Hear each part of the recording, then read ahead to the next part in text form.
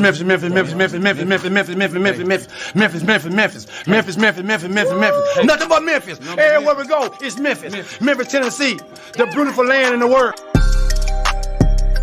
And I'm thankful for this guy who tweeted and said I don't have that fire in my eye no more. That game right there was for him. That's what I do. I prove people wrong each and every night, and that's for him right there. Hi, this is Tom Izzo at Michigan State, and you're listening to Grizz 901. Yo, what up, Grizz Nation, and welcome back to another episode of Grizz 901. I am currently in my father-in-law's house, and so I apologize. It's not the same setup. I wasn't even going to do this show, but I thought that the Grizzlies had a chance after they played so well. I thought that there would be a chance that we'd be coming on here live and actually celebrating a win, but unfortunately, we're not. It's all right. But anyway, let's go ahead and get this show started. I am your host, Daniel Greer, and we're going to give you a little bit of a quicker version of a holiday special. I'm not going to get too much in depth, but I want to get through a lot of the comments, so make sure you stay tuned. If you're over on Twitter, join us on YouTube so I can see your comments. It's already blowing up. We're going to get to it. Let's start the show.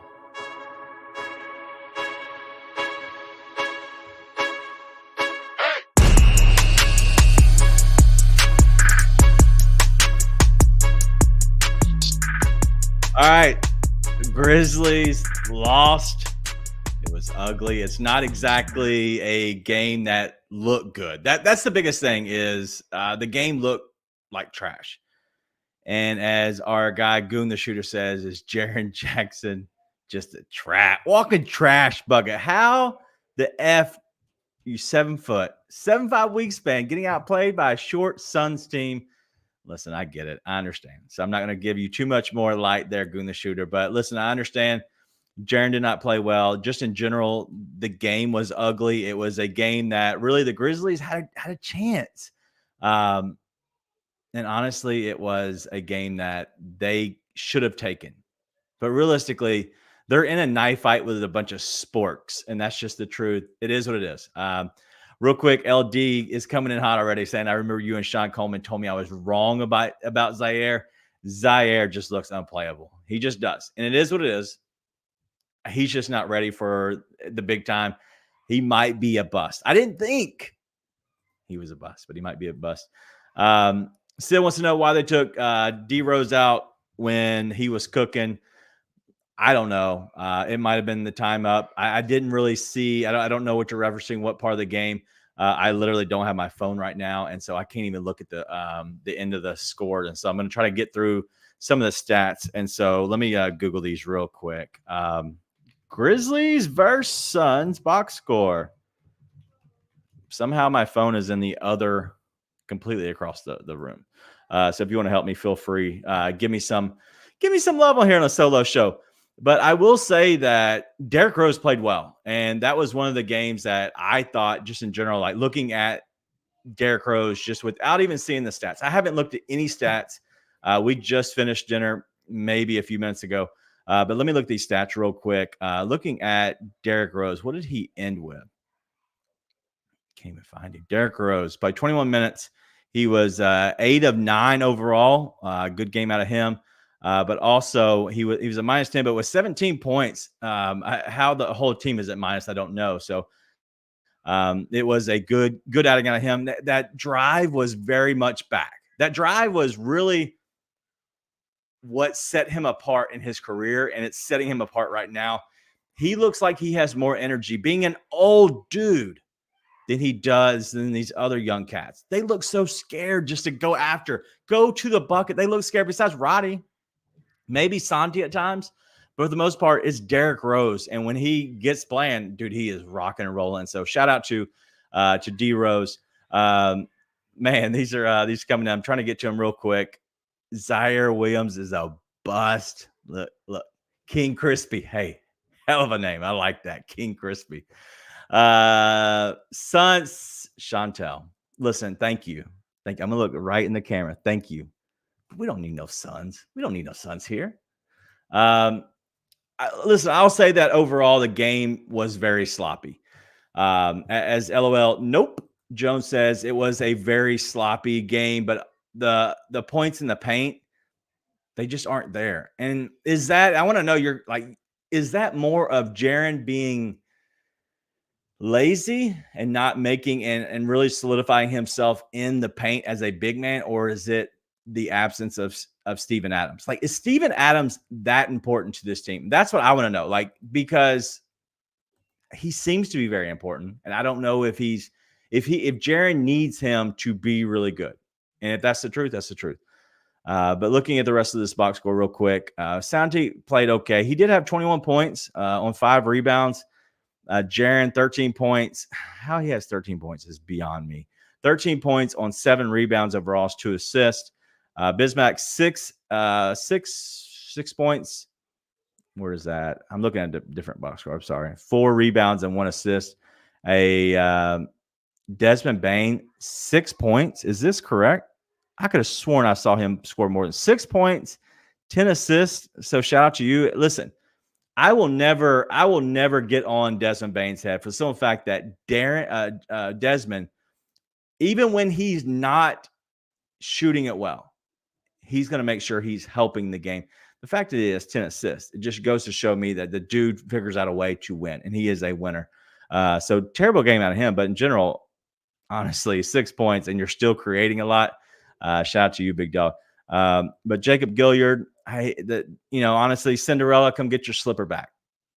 He ain't that guy. David Roddy, good game out of him. Derrick Rose, as we mentioned earlier. And the rest of that, nothing. Zaire Williams, minute 38 seconds. Not much to mention there. Vince Williams had an okay game. He was a -6, but he had 3 points. He did have 4 fouls. And so I hope that what a lot of people are saying is that obviously Jenkins is doing a terrible job coaching. I get that. I get the reasoning of that. But if you look at some of these games, you could probably pick 4 guys out of this roster or that are actually playing. Out of the 8, 9, or 10 that actually play, you could pick 4, maybe 5 that should not even play. And if you think about 4 and 5 that shouldn't play, then realistically, you probably shouldn't be that good. And so that's what I'm kind of stuck at. And that's kind of where I'm at. Let's get through some of these. I keep getting backed up because I don't have anybody else helping me. Nate is off. Nate's actually flying down to Florida. So shout out Nate and his wife. They're flying to Florida. They should have landed about an hour ago. I haven't talked to him. They said they ran the offense through Santi in the 4th. They did. And honestly, it sucked. And Santi played okay, but Santi is a good 6th man. He's a good 7th man. If this team was fully healthy, Santi is having an incredible year. Like his growth has shown, and that's what I want some people to understand. And the growth of the young guys, this is going to be a sink or swim year. It just is. And so at that point, this sink or swim year is all about Santi, David Roddy, Vince Williams, Zaire, Jacob Laravia, all of these dudes that just either aren't good or they are good, but they need to have some PT. That's what these first 25 games are about. But also you're going to have to look at this and see, are they going to be good enough? And if we're going to start seeing the cream rise to the top, and you're starting to see Roddy look a lot better. I was down on Roddy very much early in the season, big up on Zaire, and that's completely flopped. And so at this point, you're thinking that Roddy is a guy that could be in the 8-man rotation. Zaire is not. And then if you look at Jacob Gilliard, he shouldn't be playing. I know he's fine, whatever, but there should be somebody else that is getting more of his minutes just in general. And he's doing okay work. And I'm not going to completely just crap on the dude, but I just think that there should be somebody else come in. Conchar hasn't looked very good at all. And so you should be able to see more minutes going to Vince and D Rose. And that's what I'm curious about. What's going to happen? D Rose deserves better from King Crispy. Taylor Jenkins should consider stock marketing. I'm not exactly sure what that means, and that's why I was kind of going back and forth. Let me know what that means, King Crispy. Stock marketing? Not sure. I'm not going to read the Josh Giddey one. I apologize. All right, so here it goes. LOL, nope. Jones says, too much initiating offense at the top of the key by one dude instead of moving the ball around. Listen, our offense, when Taylor Jenkins is more control, is through the top through a big guy, such as a Biyombo, such as Steven Adams. And then you could run the offense off and through him. And so that's the best way that this offense actually works. Unfortunately, we don't have a guard who can really facilitate the ball out. Gillier's doing fine. He is what he is. But he's not the guy who has the ball most of the time. Most of the time, once he gets it into Bane is that guy. And unfortunately, Bane is that guy, which removes a set shooter, somebody who you can pick, pop, push it out to with Desmond Bane. And so, unfortunately, it is what it is, but that's kind of where we're at in general. But I still like the offense going through the top of the key. So, LOL, nope, Jones. I kind of like the offense through the top. Tobias says, how many shots did we miss? That's just the truth. Like, dude, we are such a bad shooting team, just in general. All right. Meadows, Taylor Jenkins, prone to cyberbullying. Listen, I'll give you that one. I'll give you that. But going through this real quick, let me get back to the box score, and then we're going to go ahead and reset and get to what we should work on, but also kind of the next series and what we're looking at in the next game. But looking through this, I don't think there's anything crazy that sticks out to me. The fact that Bane had 10 assists and 5 rebounds just shows me the kind of all-star, the kind of dude he is, even when he can't shoot. I believe he went 3 of 12 from the field, 0 of 5 from deep. He just didn't have it, and that happens. But looking at the other side, you're talking about a guy in Devin Booker has 40 points. He's a plus 28, 5 rebounds, 4 assists. He went 3 of 4 from deep, 15 of 21, 71% overall shooting. Lights out. So there's not much you can say. And I know there's people that have talked about they didn't even have KD. Well, I get that. But I'm going to go ahead and fight back and say they didn't have Steven Adams. They didn't have John Morant.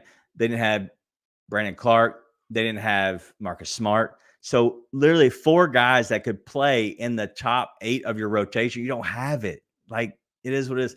And honestly, AT Beats, I get doubling him.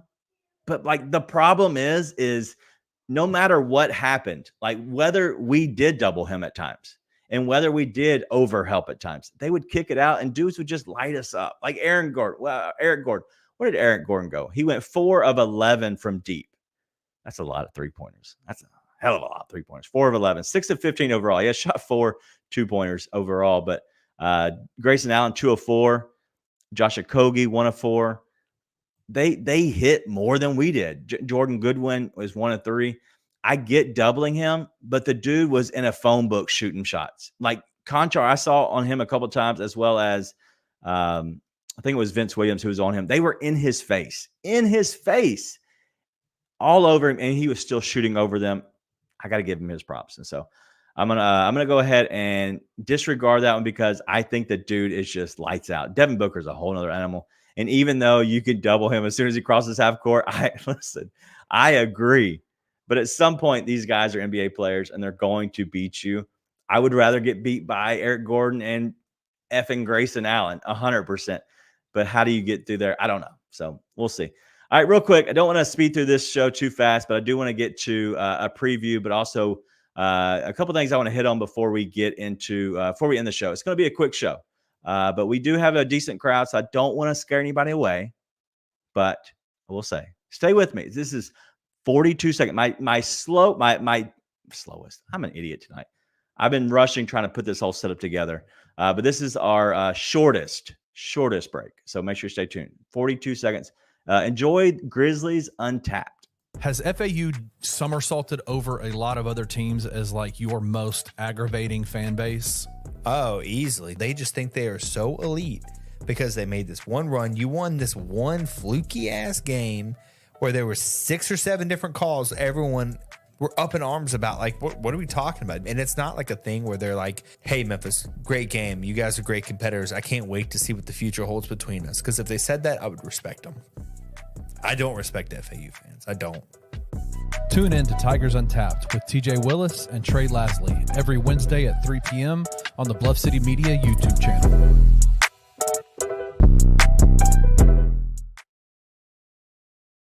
I said Grizzlies Untapped. It's Tigers Untapped.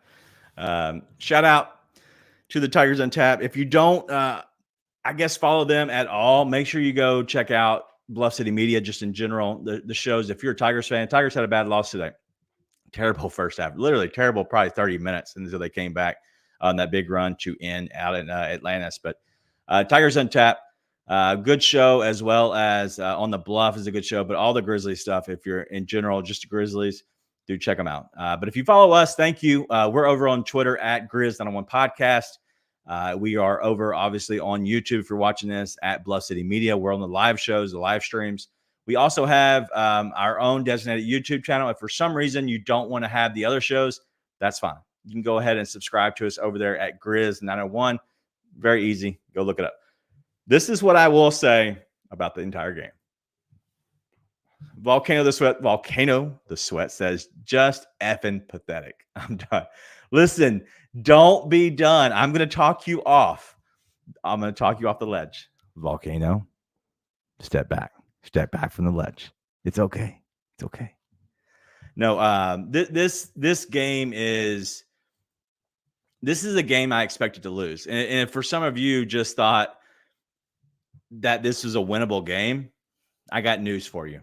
The Grizzlies, I only expect them to win 6 games. All right, so let's have a heart-to-heart. I'm gonna try to see if I can move this up a little bit. Hell yeah, that's what I'm talking about. Like I said, this is a put together.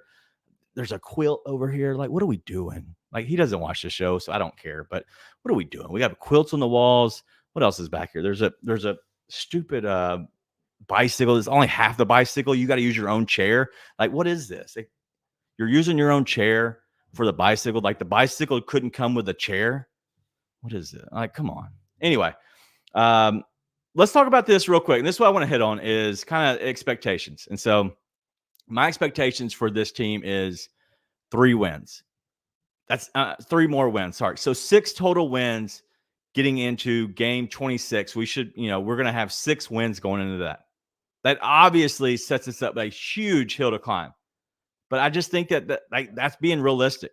So if you can kind of go on with me and say, hey, we're going to go ahead and plan on only winning 3 games. So if you can expect that we're only going to win 3 games, we're going to take tons of losses. And so I hope that's where we can kind of all set our expectations. And that part absolutely sucks that we have to actually have those expectations.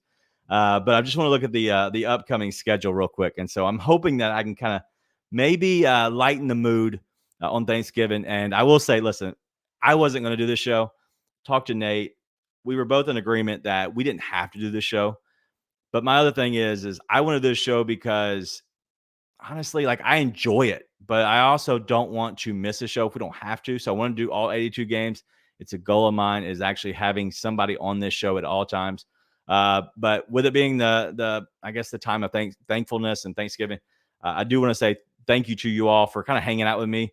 We're in the comments. I've talked to my family really about this whole week, about how fun it is to do the comments and see, like, this is like fun for me, and I get a chance to kind of communicate and go back and forth. And normally we do get a chance to kind of go back and forth and have a lot more fun. But being a solo show, which I hate, the most thing I hate in the world with podcasting and doing this YouTube show is a solo show, because it's just me talking, and it's honestly terrible. But I'm glad you're hanging out with me, so I'm thankful for you all in the season of Thanksgiving. But we're looking at the Timberwolves. All right, can we go ahead and preview that game real quick? The Timberwolves, this Sunday, the 26th at 5, Anthony Edwards is going to try to murder us. And if you have any kind of like bets that you want to put in for Anthony Edwards, go put them in for Anthony Edwards, because he is going to try to end us. Hey, Alan, shout out to you, buddy. 100%. I love doing this show. But Anthony Edwards is going to try to end us, and that is going to not be fun. And so let's go ahead and set expectations of the Wolves are playing good. I think they have their in-season game tonight against Sacramento, the Sacramento Beams. I just think he's going to try to murder us. But let's go with that. Okay. But then we get to 2 days off. Okay. You have a Monday, Tuesday, and then you have a Wednesday game against the Jazz at home. Okay, that's a winnable game. I think that's even though we've already lost to them twice, I do believe that's a very winnable game. And I think that's the chance that the Grizzlies have. Then you get into the Friday matchup on the 1st of December against the Mavs at Dallas. That's going to be tough. Then you go back to the Suns again on the road. That's going to be a tough game. And you get the Mavs again. Okay, that could easily be a 3-game stretch where you're not going to win any of those games. Okay, but then we're getting into the last 3 games. I've only given us one win during that time. So the last 3 games before Ja comes back on the 19th, you might catch up a little bit of the mojo and you might be a little excited. You have the Rockets on a back-to-back. You're going to win one of those games. I guarantee it. And you know what? It'd be great if you could actually win both of those games. But then you have the Thunder again. I think the Thunder you could easily win. And so 6 wins before Ja gets back. And then the narrative flips a little bit, right? You've gotten through the 25. Desmond Bane looks like he's dying on half of the games because he's so exhausted. He's carrying this team on his back. And I think that just goes to show the kind of player he is when he's not shooting. He still has 10 assists and 5 rebounds. The guy has been incredible. But looking at that schedule, you might get lucky and win a game that you're not supposed to win, and that would be awesome. But realistically, we're looking at a schedule that's going to be tough, and squeezing out 3 wins is going to be very tough. I want people to understand it's not going to look good. We have Vince Williams, who should be in the G League playing big minutes. We have Jacob Gilliard, who should be in the G League playing actually starters minutes on this team. Like that's the state of panic that we are in. We have so many injuries. We have so many guys that aren't stepping up, but we're going to be okay. Real quick, I'm going to hit on this, and this is going to be the first one I'm going to hit on is Volcano. If this is a lost season, Memphis will be next season will be strong, 100%. And I agree. Listen, I think this is a throwaway season. I think it's a gap year. I don't want to be unrealistic, but I also want to be honest. I think it's going to be a gap year where the Grizzlies kind of look at it it's a punt, and that's what's going to suck. It's going to suck doing these shows when we're literally punting because we're going to be so good that we're going to have to try to be bad. I hope it doesn't get there. I hope when Ja gets back, this team catches fire, and we'll see. The other one I do want to say is good morning to you. I have no clue what name that is, but I'm going to try it because it's fun. Let me make this screen bigger. Taku Kita Copa. There you go. Good morning. And it looks like he's coming from Africa. So from Kenya. Dude, shout out to you. Good morning. Hello. I hope you're getting your eggs, bacon, whatever you have in Kenya for breakfast. You know, we're weird over here. Whatever. So I had eggs this morning. They were great. Salsa eggs. But shout out to you. Kukita Copa. Nah, I tried. Whatever. This is where I need another person here making fun of me. Real quick. Yeah. Okay. This is kind of where we're at. And this is terrible audio. But Dak Daniel says, I just want to watch fun games again. And that's the truth. We're all there. We want to be in a fun season. We want to have fun with this team. We're not there yet. I understand. But let's go ahead and look at this next matchup in general. And so I haven't done any background work for this, so I apologize for there's going to be nothing on the screen. But look at this next game. We talked about the Timberwolves. The Timberwolves are a team that's going to be big, and that's how they've been big. ESPN has them a 64.7% chance of winning the game just in general. But looking at these numbers, they've been great. They have been very good. Rudy Gobert has been good. They rebound well. In the last game, that Gobert and Towns both had 11 rebounds each. They're going to rebound well. They're going to be big. The only way to beat this Timberwolves team is to outshoot them. And that's going to be the truth because if you look at their team, Anthony Edwards took 5 of 9 overall from deep. But the rest of the team, 1 of 4 from Nickeil Alexander-Walker, 1 or 2 from Conley. Shout out to Mike Conley, the conductor, and then 1 or 2 from Towns. They're not going to kill you deep, so maybe this is a chance where like our size with Biyombo could be. He could play a big role in this, and this could be the Jalen Noel game, revenge game. This is the time. We need a narrative to stick. We need some kind of a revenge factor, and maybe, just maybe, we'll be all right. Shout out to Ed out in Florida.